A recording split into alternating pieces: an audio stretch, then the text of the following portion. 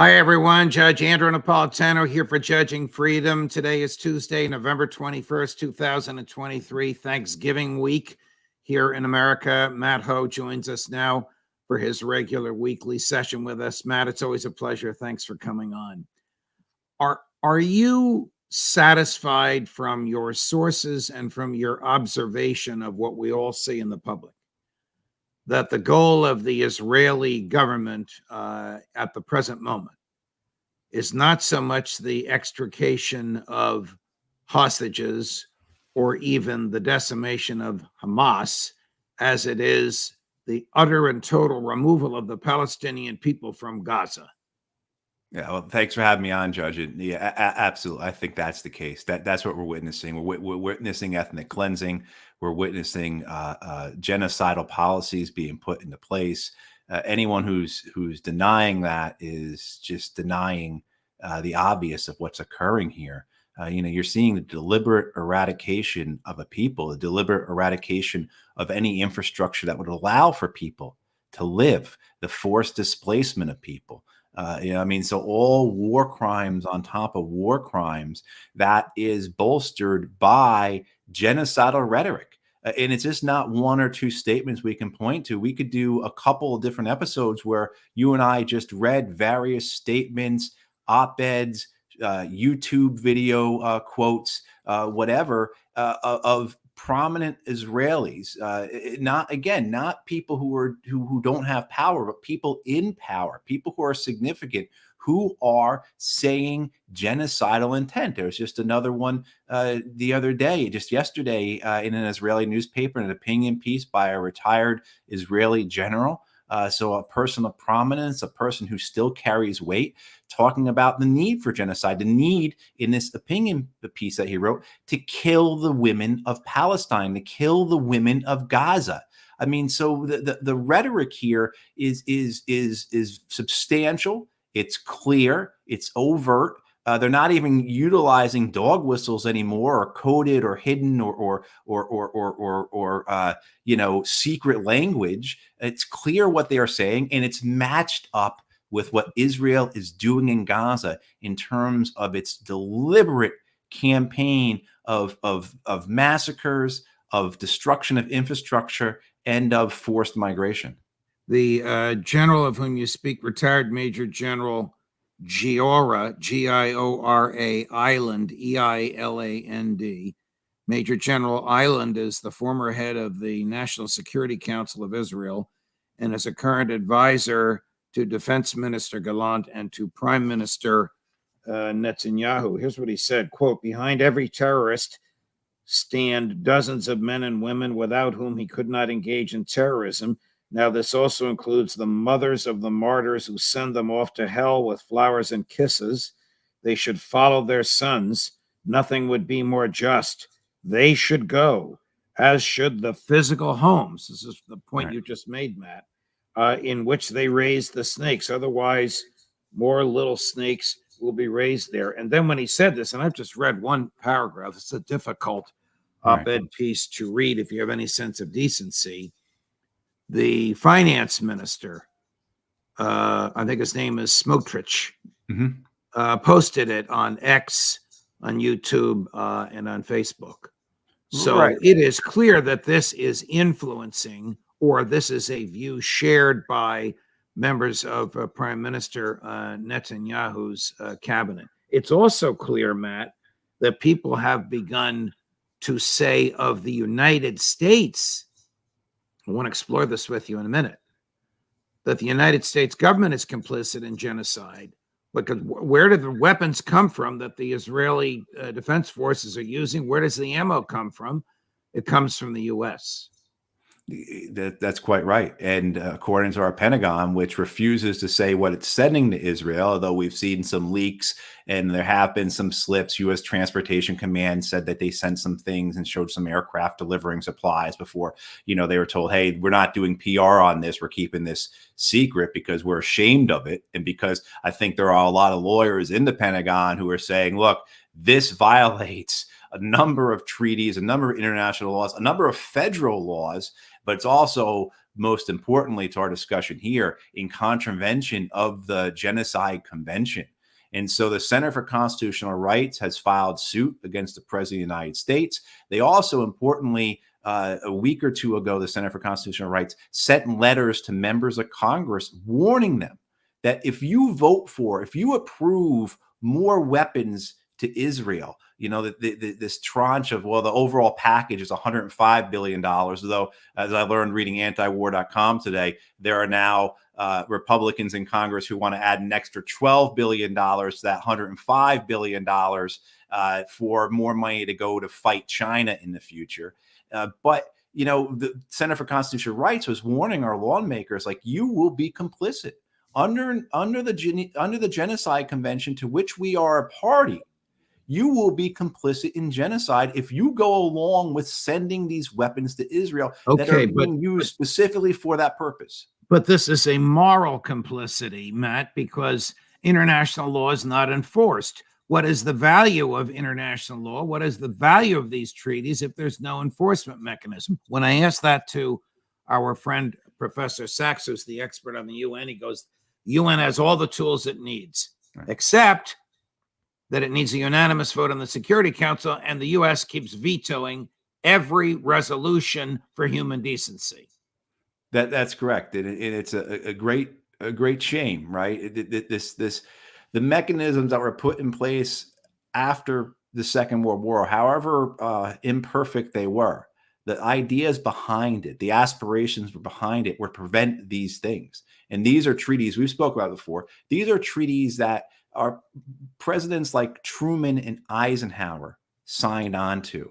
These weren't things that wishy-washy, limp-wristed men who avoided the war signed on to. These were very serious men who had come out of, along with our allies, winning the Second World War, along with the Soviets and the British and others, winning the Second World War. These were the men who signed our name to these treaties. These were the people, the men who fought and won that war, the ones who wrote these treaties.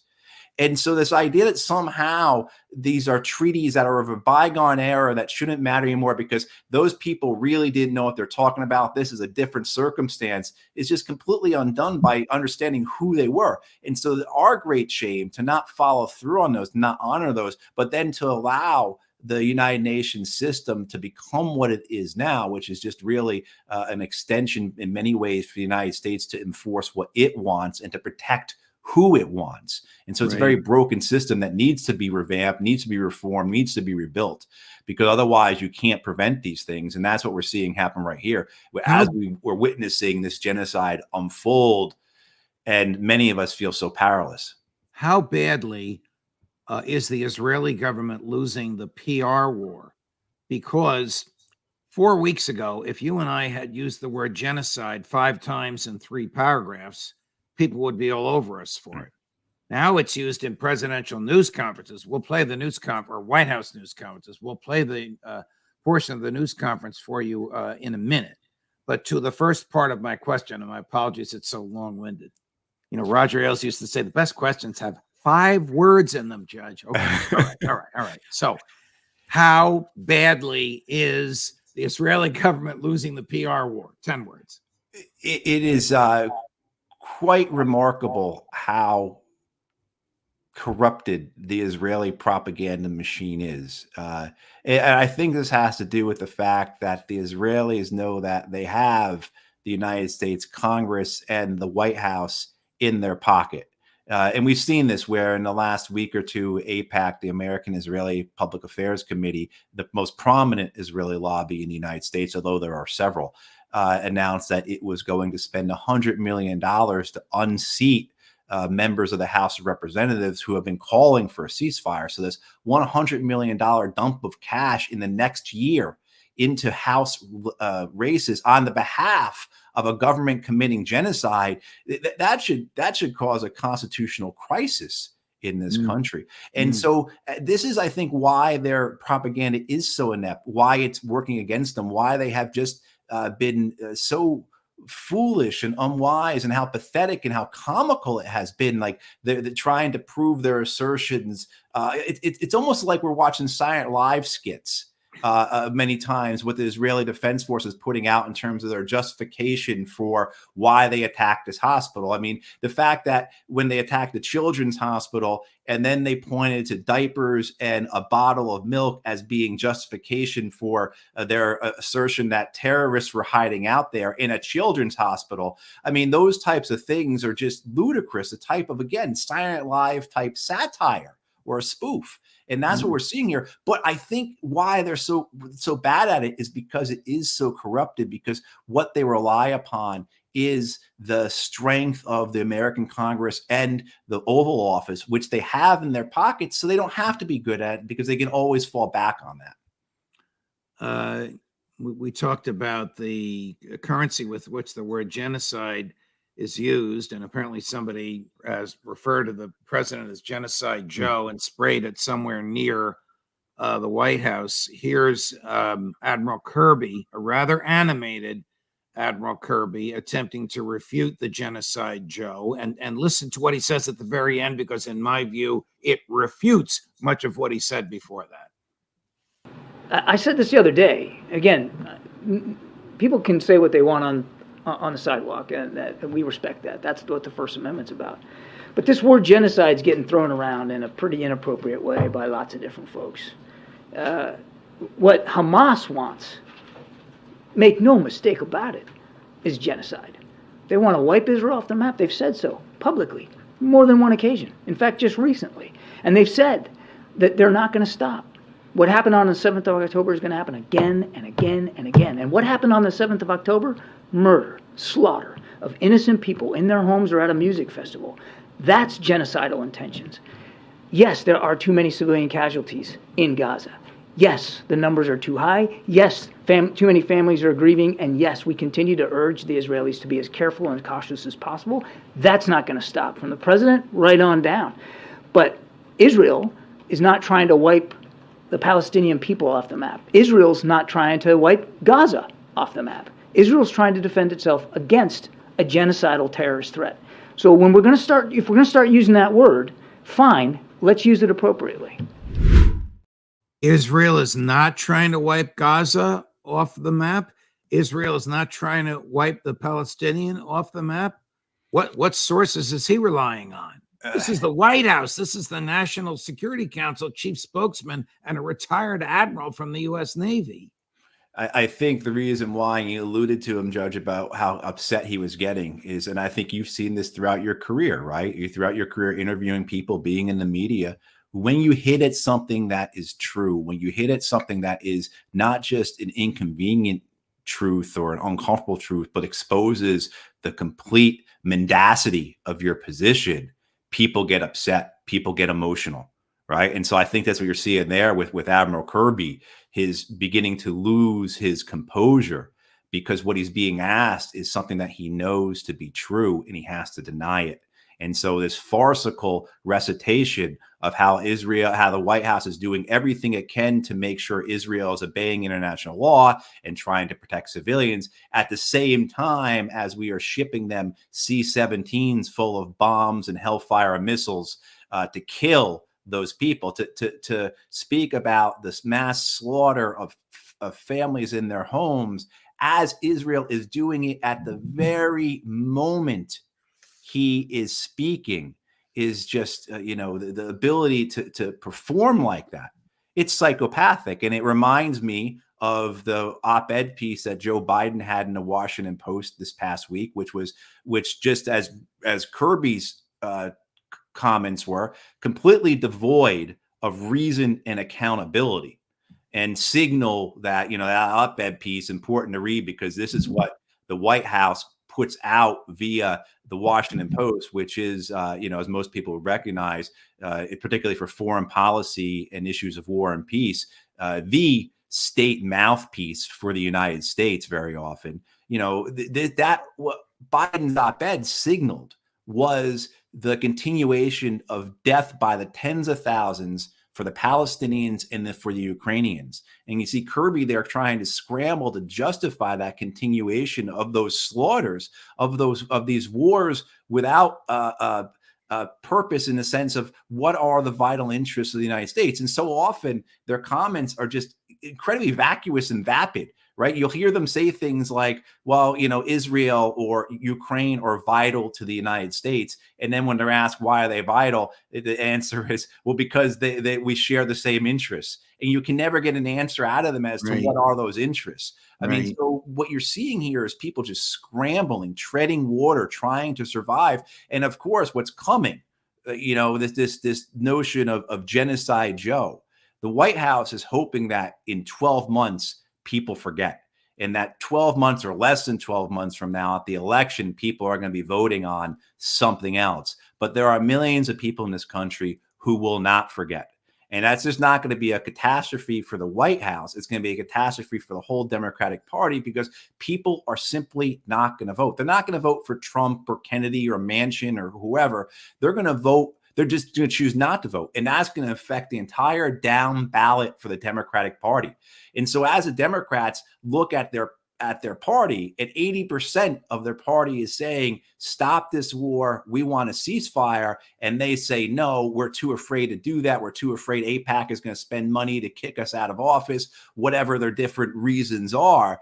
They hear this type of just imbecilic and completely untrue, false lies coming from the White House that we're not supposed to believe are lying eyes. Right. What we're seeing every day, we are witnessing things that we wish we had never seen. And tomorrow we will see more of it. And the day after, we will see more of it. On Thanksgiving, what do you think you're going to see if you turn on your television, you open your computer, you look at your phone about news from Palestine? You're going to see more slaughtered families. As we are all sitting with our families on Thanksgiving, the slaughter of families in Gaza will be continuing with American supply bombs, even though our leaders protest that they are doing everything they can to protect civilians. And people are sick of it. They're angry and they're disgusted. Let's switch briefly in the little time remaining to Ukraine. Over the weekend, the Secretary of Defense made an unannounced visit to Ukraine. He was there for 2 days. And that was preceded by an unannounced visit by David Cameron, the new Foreign Minister of Great Britain, who is a former Prime Minister of Great Britain, only in office for 5 days. And his first official trip was to Kyiv. Do you think they each were photographed with President Zelensky. Do you think they said, don't worry, the aid is coming? Or do you think they said, look, this is the end of the line? The Republicans in the House are not going to go for this. They may have their faults, but they're not going to give us a nickel on Ukraine. You better find your aid somewhere else. Well, even if they do get the money, the munitions, the weapons aren't there to give them. Israel is now Ukraine is at the back of the line. Israel's at the front of the line. Zelensky was complaining about this over the weekend, about the fact that shipments of artillery rounds to Ukraine have dropped because they're going to Israel. Right. Even if the money comes, there isn't weapons, munitions, equipment, tanks, aircraft, whatever we're talking about here to give to Ukraine, and it's too late. It's too late. They've run through their manpower because they chose to these operations, whether it was in the late winter, spring of defending Bakhmut and losing tens of thousands of their young men that way, or losing tens of thousands of their young men I'm struggling to find the right words to describe just how mad and irresponsible that offensive they launched this past summer was into the teeth of the Russian defenses. I mean, this was World War I General Haig level type of criminality in terms of what they did. But now they have run through all their young men. And so we've seen this before. They have said this before. The Time magazine piece we talked about that came out several weeks ago, we've spoken about this. So what President Zelensky needs, and we just saw a picture of him with Foreign Minister Cameron, what President Zelensky needs, David Cameron and Lloyd Austin can't give him unless we're going to send troops on the ground. He needs human beings. Exactly. I think what you'll see is they'll try and find a way to get this into the frozen conflict that they've speculated on for a while, that they've wanted. Get the guns to go silent, Keep it off, of course, the front page, keep it out of CNN and off of Fox and those kinds of things, and just hopefully it goes away. I think they have to be encouraged, because even though the Russian public is still very much behind this war, still very much behind Vladimir Putin, saw some polling out of Russia that showed about half of Russians are interested in a peace deal, in ending the war. I mean, that's going to come, of course, because they've had thousands upon thousands of their boys coming home in coffins. They're going to get a bit tired of this. They're going to want to see an end to it, even if they are supportive of it.